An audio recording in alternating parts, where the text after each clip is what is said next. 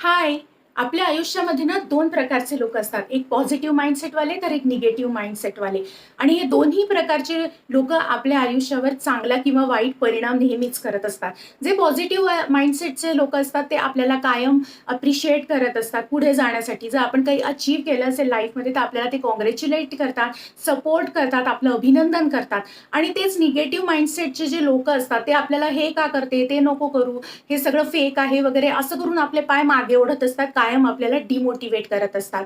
तर आपण म्हणजे माझ्या ज्या टीममेट्स आहेत, तर त्यांच्या बाबतीत असे बरेचसे अनुभव त्यांना आलेले आहेत. जेव्हा त्यांनी स्टार्ट केलं होतं, तेव्हा त्यांना असे निगेटिव्ह आणि डिमोटिवेट करणारे लोकं बरेच भेटले होते, की "तू हे का चालू करतेयस? हे सगळं फेक आहे, हे नको करू." आणि आज जेव्हा त्यांनी लाईफमध्ये काही अचीव्ह केलं आहे, चांगले रिझल्ट्स क्रिएट केले आहेत, तेव्हा तेच लोकं येऊन त्यांना विचारतात, तर की "तू हे कसं केलं? हे आम्हाला पण सांग, आम्ही पण करतो वगैरे." तर त्यामुळे मी तुम्हाला एवढंच सांगू इच्छिते, की तुम्हाला खरोखरच जी व्यक्ती मदत करू इच्छिते ना, तर तिच्यावरती तुम्ही विश्वास ठेवा. स्वतःवरती, स्वतःच्या माइंडवरती तुम्ही विश्वास ठेवा. बाकी इतर कोणाचं फारसं ऐकण्याची काही एक गरज नाहीये. कारण तुम्हाला मोटिव्हेशनची नाही, तर एका योग्य डायरेक्शनची गरज आहे.